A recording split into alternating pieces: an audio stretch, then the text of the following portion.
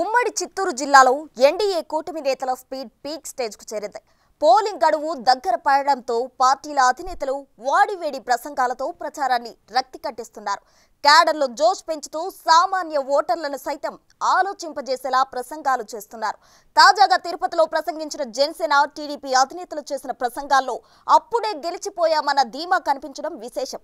పొత్తు ధర్మం పాటిస్తూ సైకిల్ ఎక్కి గాజు గ్లాసు పట్టుకుని కమలాన్ని ముందు పెట్టుకోండని చంద్రబాబు పిలుపునిచ్చి మిత్రపక్షాల శ్రేణుల్లో జోష్ నింపారు.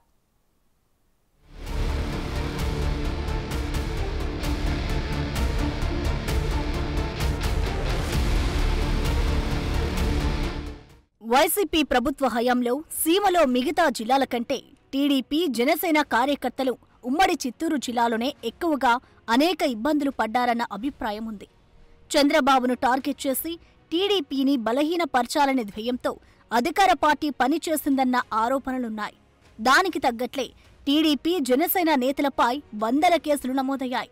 గత 5 సంవత్సరాలుగా జిల్లాల్లో ఏదో ఒక ప్రాంతంలో వారిపై దాడులు జరుగుతూనే ఉన్నాయి. ఇలాంటి పరిస్థితుల్లో బీజేపీతో పొత్తు పెట్టుకుని టీడీపీ జనసేనలు ఎన్నికల యుద్ధానికి దిగడంతో జిల్లా రాజకీయం ఉత్కంఠభరితంగా మారింది. తాజాగా జిల్లాలో చోటు చేసుకుంటున్న రాజకీయ పరిణామాలు రాష్ట్ర స్థాయిలో అందర్నీ ఆకర్షిస్తున్నాయి. ముఖ్యంగా రాజంపేట నుంచి బీజేపీ తరపున ఎంపీగా పోటీ చేస్తున్న మాజీ ముఖ్యమంత్రి కిరణ్ కుమార్ రెడ్డి గెలుపోటములు అటునుంచి తన చిరకాల రాజకీయ ప్రత్యర్థి అయిన పెద్దిరెడ్డి అండ్ కోపై విరుచుకుపడుతున్నారు. ముఖ్యంగా పెద్దిరెడ్డి విమర్శలకు దీటుగా బదిలిస్తూ పెద్దిరెడ్డి తన కాళ్లు పట్టుకున్నాడని కౌంటర్లు వేస్తున్నారు. పెద్దిరెడ్డి ఎయిడ్స్ కంటే ప్రమాదకరమైన వైరస్ అంటూ వారిచ్చే డబ్బులకు ఆశపడితే క్షణం సుఖం కోసం ఎయిడ్స్ కొని తెచ్చుకున్నట్లు అవుతుందని హెచ్చరిస్తున్నారు. ఈసారి పెద్దిరెడ్డి రాజకీయ జీవితానికి చెక్ పెడతానని సవాల్ చేస్తున్నారు. మీ జీవితాలను పాడి చేసుకోవద్దు.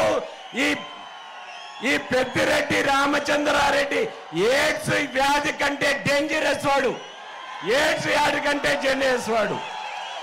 మీరు అటువంటి వానికి ఓటేస్తారా? ఒక్కసారి ఆలోచన చేసుకో. ఏం చెప్పాడు? నేను ఎవరో కాళ్ళు పట్టుకుంటే ముఖ్యమంత్రి అయ్యా అని. దానికి సమాధానం నేనేం చెప్పాను?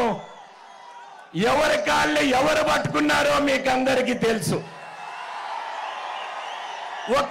ఆఫ్టర్ ఆల్ ఒక డిసిసి పదవికి వచ్చి కాళ్ళు పెట్టుకునే వ్యక్తి, ఆయన చరిత్ర ఏమిటో ఒక్కసారి ఆలోచన చేసుకోండి మీరందరూ కూడా. నేను అబద్ధం చెప్తానా? ఒక్కసారి చేతులు ఎత్తండి. నేను అబద్ధం చెప్పేట్టుగా ఉంటే. నేను అబద్ధం, సచిన అబద్ధం చెప్పను.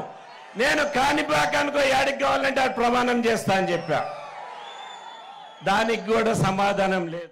ఇక తాజాగా తిరుపతిలో చంద్రబాబు పవన్ కళ్యాణ్ పర్యటన విజయవంతమైంది.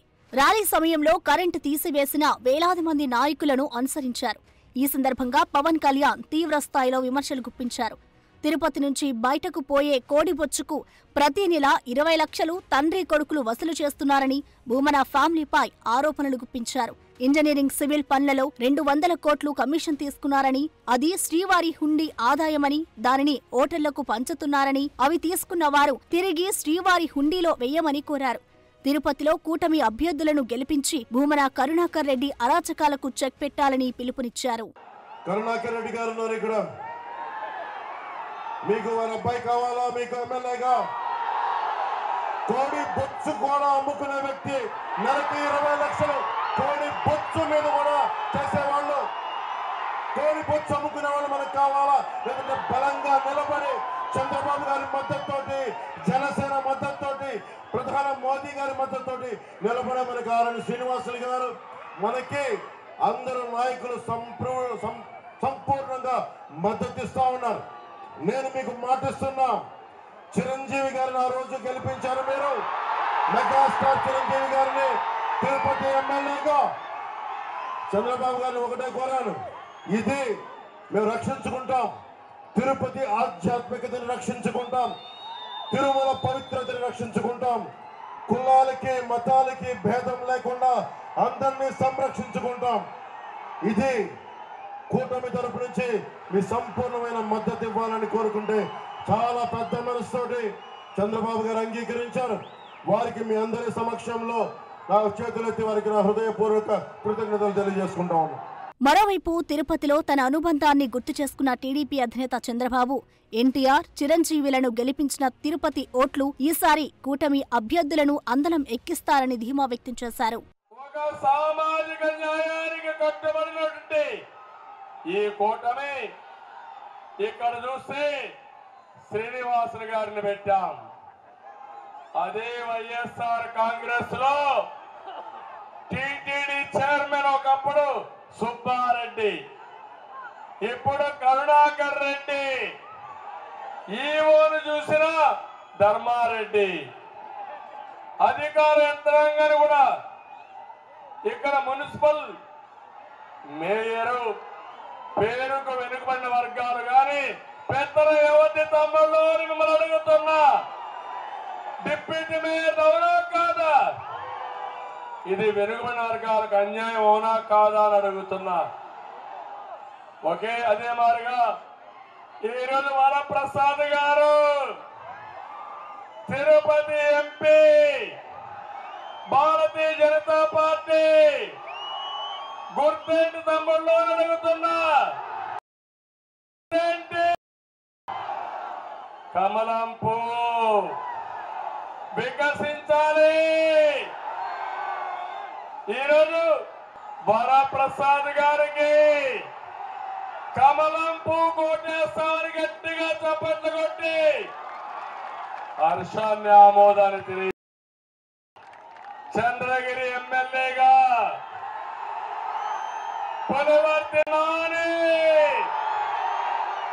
తెలుగుదేశం సైకిల్ గుర్తు.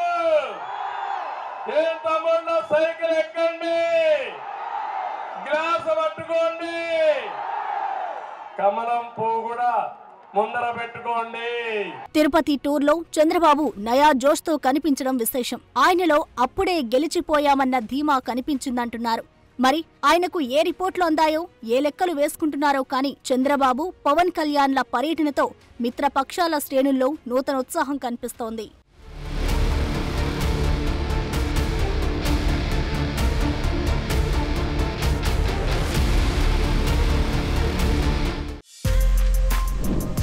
For more videos like this, subscribe Big TV channel.